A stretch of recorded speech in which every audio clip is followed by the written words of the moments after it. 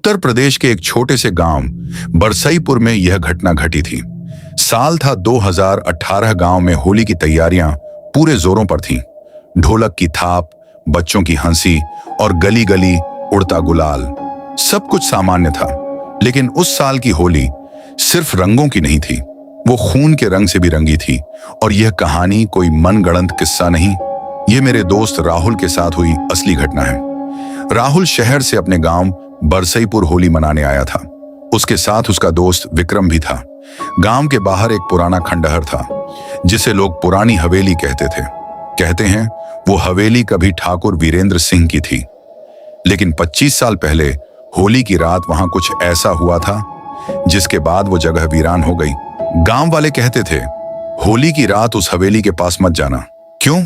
क्योंकि उस रात वहां से ढोल की आवाज आती है और कोई औरत हंसती है। राहुल और विक्रम दोनों दोस्तों के साथ रंग खेलकर शाम को चौपाल पर बैठे थे।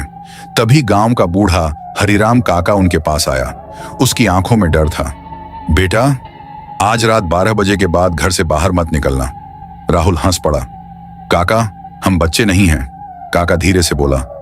आज होली है और आज वो भी निकलेगी। कौन? विक्रम ने पूछा। काका ने बस एक ही शब्द कहा, लाली। काका ने जो बताया वो रोंगटे खड़े कर देने वाला था। 25 साल पहले होली की रात ठाकुर वीरेंद्र सिंह की बेटी लाली अचानक गायब हो गई थी। कहते हैं वो बहुत खूबसूरत थी, पूरा गांव उससे जलता था। उस रात किसी ने उसे आखिरी बार हवेली की छत पर देखा था, सफेद साड़ी में। सुबह हवेली के आंगन में सिर्फ खून मिला, लाली कभी नहीं मिली। और उसी दिन से हर होली की रात 12 बजे हवेली से आवाजें आती हैं, ढोल, हंसी और पायल। राहुल ने यह सब सुना, लेकिन उसे विश्वास नहीं हुआ। उसने विक्रम से कहा, चल आज देखते हैं असलियत क्या है। होली की रात पूरा गांव सो चुका था, लेकिन दूर हवेली की दिशा से ढोल की हल्की आवाज आने लगी। राहुल और विक्रम टॉर्च लेकर चुपके से घर से निकले। हवेली के पास पहुंचते ही हवा अचानक ठंडी हो गई। रंगों की खुशबू गायब थी, सिर्फ जले हुए गुलाल की गंध आ रही थी। दरवाजा आधा खुला था और अंदर से औरत की हंसी। विक्रम का हाथ कांपने लगा।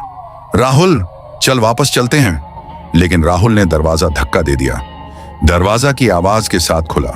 अंदर पूरा आंगन गुलाल से भरा था, लेकिन वो गुलाल लाल नहीं था, वो खून जैसा गाढ़ा था।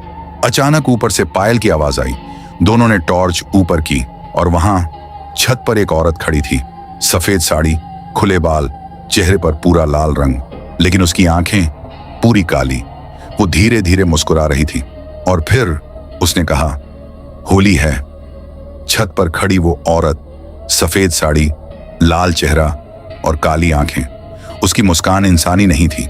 राहुल और विक्रम जैसे पत्थर बन गए। हवा अचानक और ठंडी हो गई। टॉर्च की रोशनी कांपने लगी और फिर वो औरत धीरे धीरे पीछे हटने लगी और अंधेरे में गायब हो गई। ढोल की आवाज अचानक तेज हो गई। विक्रम चिल्लाया, राहुल भाग! लेकिन राहुल जैसे किसी अदृश्य ताकत के वश में था। तुमने सुना? उसने कहा, होली है। अचानक पीछे से किसी ने राहुल के कंधे पर हाथ रखा। वो मुड़ा, कोई नहीं, लेकिन उसके कंधे पर लाल रंग का हाथ का निशान था। दोनों धीरे धीरे हवेली के अंदर बढ़े। आंगन के बीचों बीच एक पुराना कुआं था। कुएं के चारों तरफ गुलाल बिखरा हुआ था, लेकिन जैसे ही टॉर्च की रोशनी उस पर पड़ी, गुलाल हल्का हल्का हिलने लगा, जैसे उसके नीचे कुछ सांस ले रहा हो। विक्रम पीछे हट गया। ये ठीक नहीं है। तभी कुएं के अंदर से आवाज आई, पानी में रंग मिलाओगे तो रंग गहरा होगा। आवाज लड़की की थी, लेकिन उसमें दर्द था और गुस्सा भी। राहुल ने कांपते हुए कुएं में टॉर्च डाली। नीचे सिर्फ काला अंधेरा था, लेकिन कुछ सेकंड बाद कुएं के पानी की सतह पर हलचल हुई और धीरे धीरे पानी लाल होने लगा, जैसे किसी ने उसमें खून घोल दिया हो। ढोल की आवाज अब हवेली के अंदर से आ रही थी। दोनों उस दिशा में बढ़े। एक कमरा आधा खुला था। अंदर दीवारों पर हाथों के लाल निशान थे और बीच में एक पुरानी चारपाई। चारपाई पर कोई बैठा था, पीठ उनकी तरफ, सफेद साड़ी, लंबे बाल। विक्रम की सांसें तेज हो गईं। राहुल, ये वही है, राहुल ने हिम्मत करके कहा। कौन हो तुम? धीरे धीरे वो आकृति खड़ी हुई। उसके बाल जमीन तक लटक रहे थे और फिर उसने अपना सिर घुमाया, लेकिन शरीर नहीं, सिर्फ गर्दन, पूरा 180 डिग्री। उसका चेहरा उल्टा था, आंखों से खून बह रहा था और होंठ फटे हुए थे। मुझे रंगना था, वो फुसफुसाई, लेकिन उन्होंने मुझे जला दिया। कमरे में अचानक जले हुए मांस की बदबू फैल गई।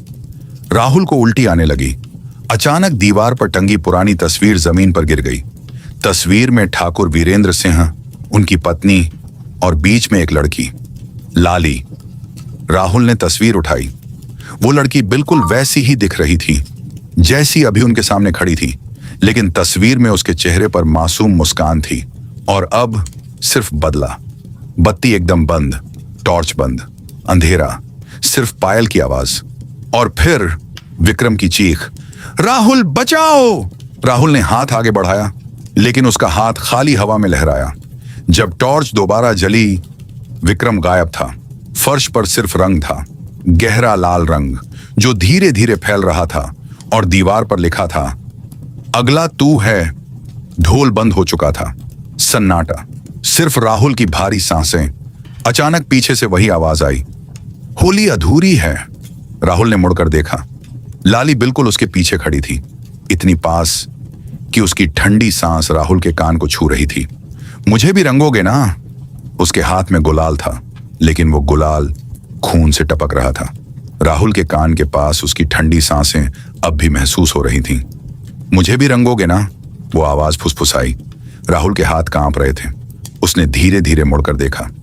लाली बिल्कुल उसके सामने, चेहरे पर बहता हुआ लाल रंग, आंखें गहरी काली और होंठों पर टेढ़ी मुस्कान।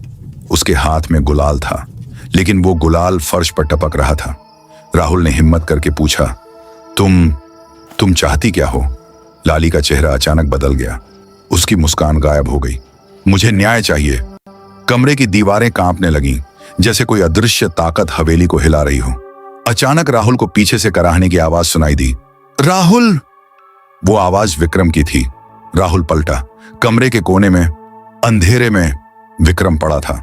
उसका चेहरा पीला पड़ चुका था, गर्दन पर गहरे नाखून के निशान। वो मुझे कुएं के पास ले गई थी, विक्रम ने टूटी आवाज में कहा। उसने दिखाया सब कुछ। क्या? राहुल चिल्लाया। विक्रम की आंखें डर से फैल गईं। उसे जलाया गया था। कमरे में अचानक धुआं भरने लगा। राहुल और विक्रम के सामने जैसे कोई फिल्म चलने लगी। 25 साल पहले की होली। ढोल बज रहे थे, लोग नाच रहे थे, लेकिन हवेली के अंदर लाली रो रही थी। वो किसी से कह रही थी, मैं उससे प्यार करती हूं। इसमें गलत क्या है? सामने खड़ा था ठाकुर वीरेंद्र सिंह, चेहरा गुस्से से लाल। हमारे खानदान की लड़की किसी नौकर से शादी करेगी? अगले ही पल लोगों ने लाली को पकड़ लिया। उसे आंगन में घसीटा गया। कुएं के पास लकड़ियां रखी गईं और होली के अलाव में उसे जिंदा जला दिया गया। उसकी चीखें ढोल की आवाज में दबा दी गईं। राहुल और विक्रम जमीन पर गिर पड़े। दोनों हाँफ रहे थे। लाली की आवाज फिर गूंजी, उन्होंने मुझे रंगा था आग के रंग से। कमरे का तापमान अचानक बढ़ गया।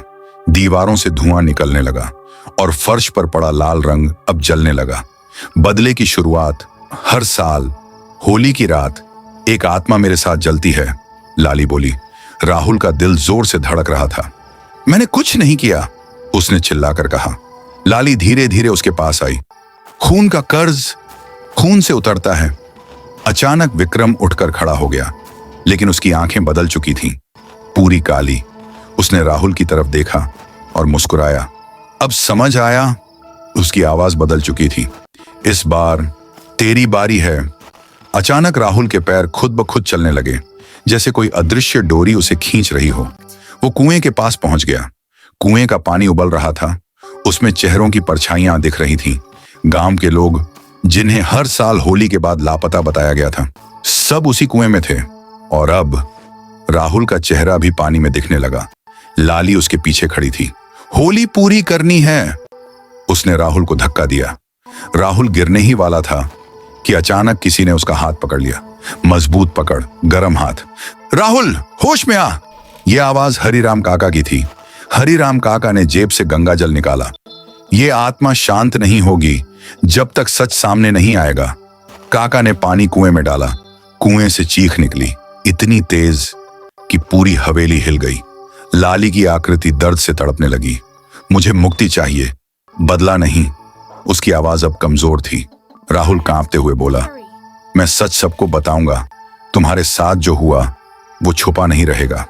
कुछ सेकंड के लिए सन्नाटा, फिर लाली की आंखों से काले आंसू बहने लगे और उसकी आकृति धीरे धीरे धुएं में बदल गई। सुबह राहुल की आंख खुली। वो हवेली के बाहर पड़ा था।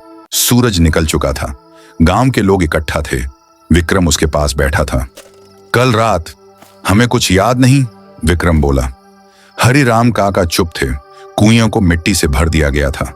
हवेली के दरवाजे पर अब एक तख्ती लगी थी, सच्चाई को मत जलाओ। लेकिन राहुल के हाथ पर अब भी लाल रंग का निशान था, जो कभी नहीं धुला और हर होली की रात उसे अब भी सुनाई देता है। होली है।